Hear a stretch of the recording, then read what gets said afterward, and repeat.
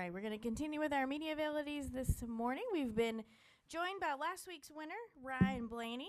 If you have a question for Ryan, go ahead and raise your hand. We'll get a microphone to you. And who would like to kick us off? Is everybody still asleep this morning? All right, here comes a microphone for Rob.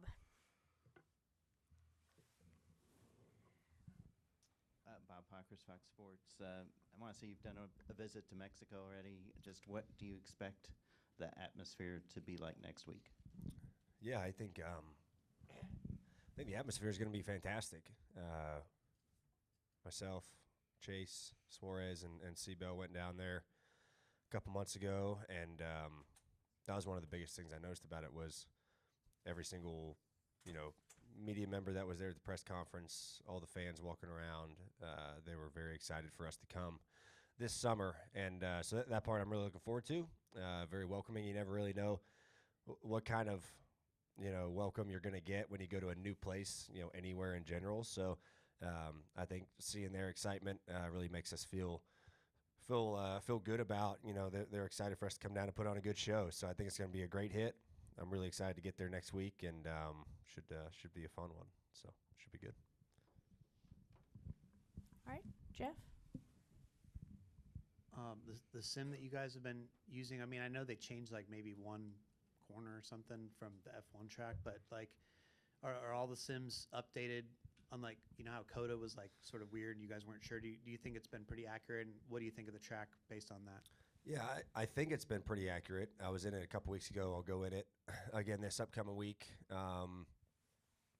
And walking around it, when we went down there, they were tearing down stuff from like a big music festival they did. But, everyone kind of showing us around the track and saying, hey, this is how we're going to kind of lay it out. And honestly, they asked us about some wall placements and things like that. And us four just kind of talked it out and kind of gave them some suggestions. But I feel like when I was in the sim, it was pretty accurate to what they told me it's going to be.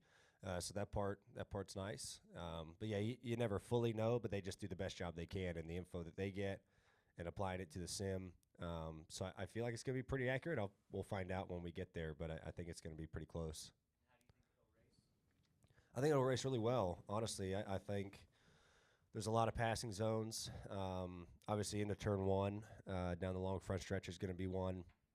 Into turn four, there's like a flowy S's section that I don't know if you'll see a lot of passing there, just as a normal kind of S carrying speed. But then there's another braking zone into the stadium, that right-hander that I think you're going to see some moves. And then honestly, in the stadium, like there's a really, really tight left-hander, like super tight, and it requires like a big arc to run it properly, but you're going to have guys kind of shortcut it and dive in there, almost like the new Roval turn. It's kind of set up like that angle to me, where you saw a lot of guys kind of short it and send it in there. So yeah, there's at least four, and then we always find funky ones, through there to try to catch people by surprise. So I think it's going to race very well. I like the track layout, and I think they did a really good job on it. It kind of has all different aspects to like high speed straightaways, really heavy braking zones, flowy sections, and then like a really slow stadium section. I think it kind of has all pieces of road courses that we run are kind of mashed into one. So I think it looks like a great racetrack. All right, additional questions for Ryan? Okay, we'll go to Lee. SiriusXM NASCAR Radio and catchfence.com. Before, when you guys used to run Michigan twice a year and Pocono twice a year, it seemed to kind of help you with those tracks and the Brickyard. It was like one would flow into another. You could learn stuff. Is it different now preparing for those tracks as opposed to how it was in the past? For me, it's kind of business as usual, preparing for every week. Yeah, you might not have a race or two more that you kind of, used to get a couple shots at Pocono and a couple shots here at Michigan, like you said, and now it's kind of one. So the data you get when we go to Pocono in a couple weeks is going to be pretty important because you get one shot at every one. But yeah, we take pieces from everywhere and apply them the best that we can. Do I wish we went to Pocono twice and Michigan twice? I could go either way. I like both of them a lot. I personally thought the doubleheader weekend we had one year at Pocono was really good. I really liked it, like a little bit shorter race, but you get 2 cup races, and I think they filled it up with like Xfinity and trucks and and possibly even ARCA that weekend, honestly, so you could see like 5 races. But yeah, I just part of it, and you plan as best you can, and you gather intel the best you can for when you go to places that are fairly similar. So. And how has this strategy changed for you and Hassler after your win? I mean, now all the Penske cars have won. I mean, what do you guys focus on? Really nothing different. We approach every week trying to win the race, and no matter what spot you're in, whether you're, not locked in on wins or you are. We did a great job last week of finally closing one out.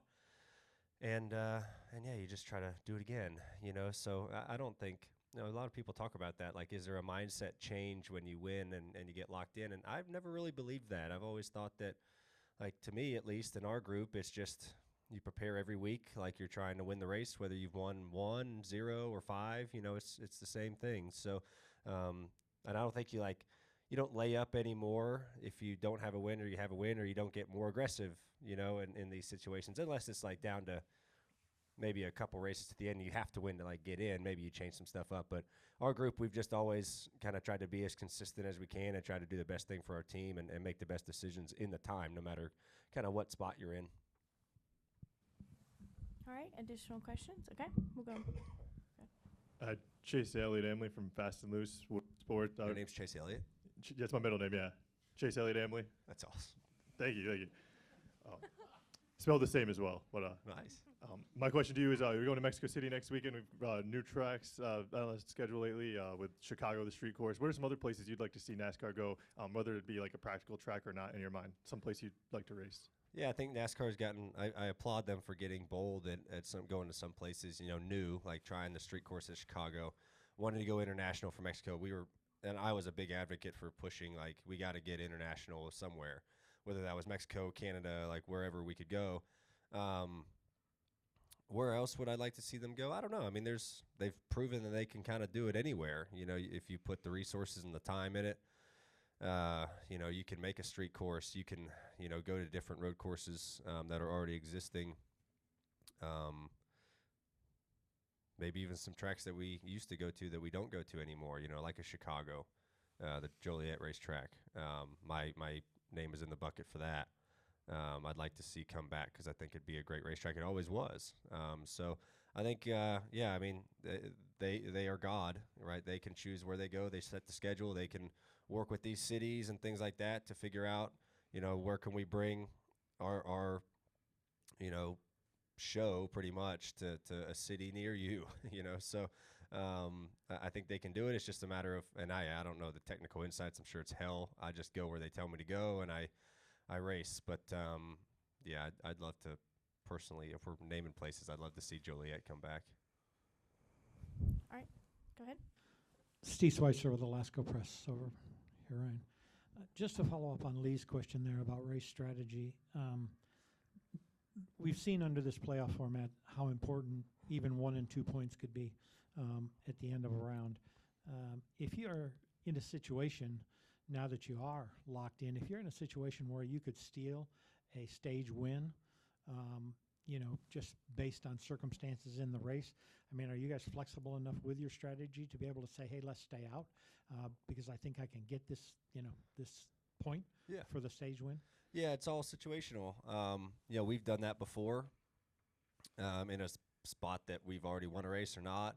And it kind of depends. We've always looked at it as, okay, if you're running 15th and it's the funky caution to where it's going to be a few laps to the end, can you get the lead and can you get a stage point? And, you're going to start in the back, but, I don't know if we have a car to win, so let's kind of get all we can, get 10 points and get a playoff point.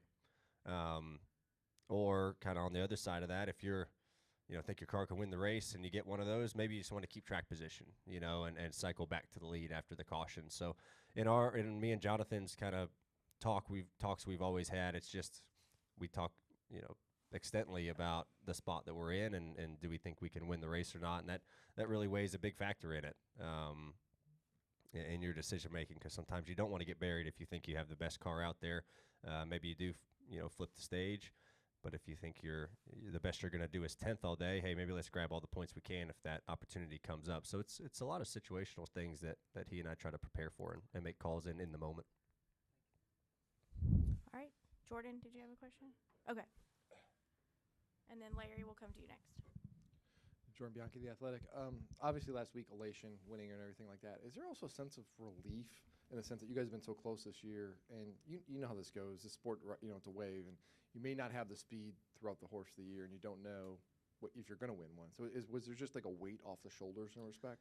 I think it was more of a weight off our shoulders just because we've been so good this year, and I feel like we've just haven't been able to get anything going our way. I feel like we've been in contention to win, a few of them, and a few of those that we thought we could be in contention to win, we didn't even finish, So I feel like that was a huge, I guess you can call it relief of like, man, just finally we got over this hurdle of our cars are really good. And it was nice to just finally put a whole night together and nothing silly happened. Like it just played out normally and the fastest car won the race and we just happened to be that car, So I think just the ups and downs of the year that we've had, it was definitely a huge sense of relief and my guys deserved it. I was happy for my guys because they've not changed their attitude one bit through the down times of the year. They've just always prepared every single week like the people that they are and knowing that we can go win the race any week. And so that was nice that it was just like, all right, finally nothing happened. We could really we did our job great. Nothing silly played out and we were able to bring it home. So that part was nice. I think mainly for that reason was just the ups and downs that we've had throughout the year. All right, Larry.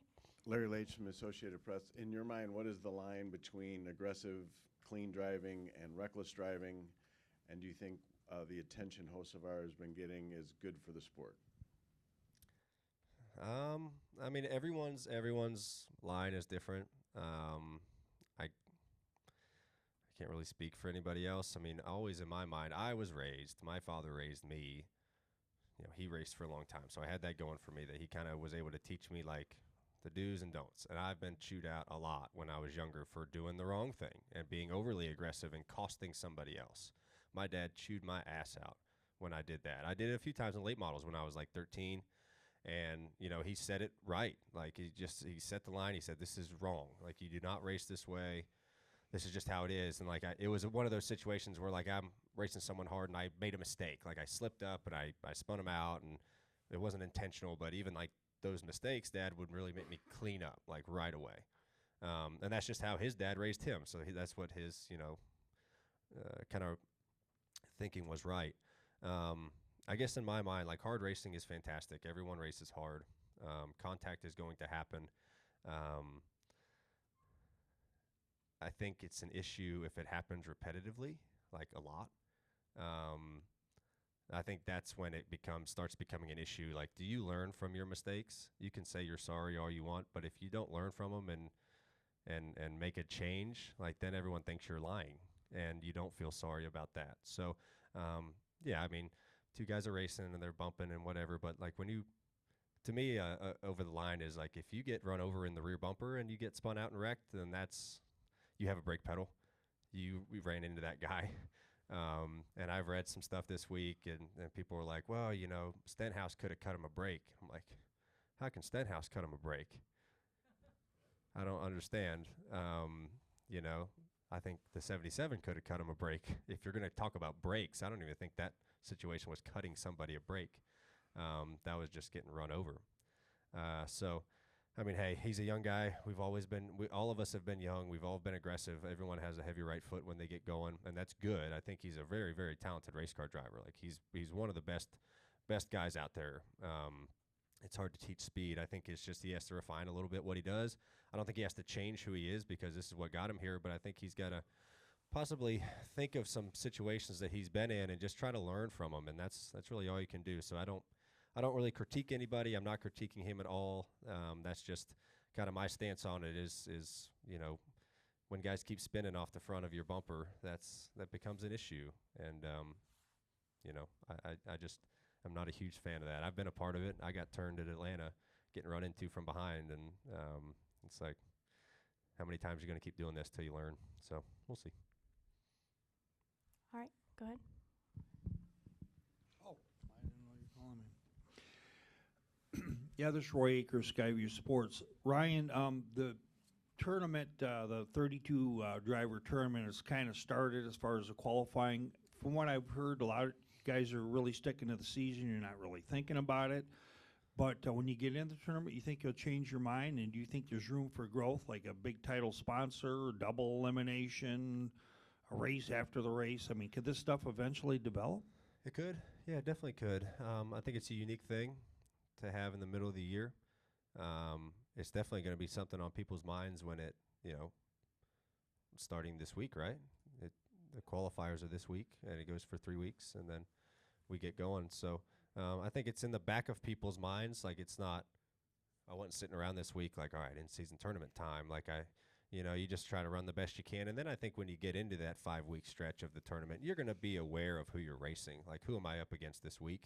You're definitely going to be aware of that because there is a lot of, money and pride if you win the thing. So it's like a 5-week all-star race kind of, so you're always going to be thinking about that. You can go the easy route and say, well, if I just win all 5 races, I'm going to beat everybody and win the deal. And I guess that's a mindset you can have for sure. But, you're going to have teams thinking about it in the back of their head. Are they going to jeopardize their race because of like that? No, I don't think so. But it's definitely something we're going to think about through those 5 weeks. And, and honestly, these next 3 of just kind of, I guess, seeding yourself because it's like the March Madness bracket, right? You want to do well to seed yourself against an easier opponent.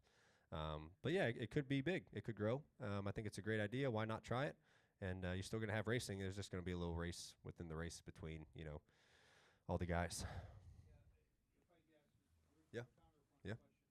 So, I mean, if you get one of the big names in the top 10, if they unfortunately blow an engine or something happens, you could see someone at 30 or 32. Yep. There could be an upset, and that's March Madness Cinderella story. Yeah, you have that all the time, right? And the first one's at Atlanta, right?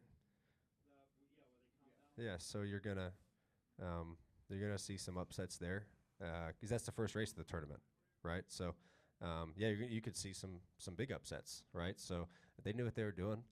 And then Chicago, yeah. So you could see some big upsets in the first couple. So I think that's it makes for drama and it makes for that. So you could see the Cinderella March Madness moments. That's what we all grew up watching, and you're gonna have it here. That's right. Thanks. All right, we'll take our final question from Chris. Go ahead. Chris Knight, catchfans.com. Ryan, can you talk about the diversity of the schedule over the next, 6 weeks? 2 road courses, a street course, Monster Mile. Do you like the diversity in the super speedway, hybrid super speedway? Yeah. I like it. It's just part of the schedule, right? You look at every week and understand that you got some things coming up. I think the road courses are going to be big. It's going to tell you a huge tale of kind of where you're sitting, and you better be ready because there's a lot of them coming up, from road courses and street courses and things like that. So, we've only had one road course to start the year. So, what if teams learned from COTA, and how are they going to be better at Mexico and Chicago, and what's the other one in there? Sonoma. So, you have a big variation of them. So, I think it's a fun part of the schedule where you're going to very different places each week. And I think teams really enjoy that. At least I enjoy it because it really switches it up and keeps it fresh. But it can also be frustrating if you're not very good at those places. You could have a stretch of some bad weeks. Hopefully we're not on that boat. But, I like this part of the schedule. There's a lot of different things going on this summer. Yeah. All right, Ryan, thanks so much for joining us. Best of luck this weekend. All right, we're going to continue.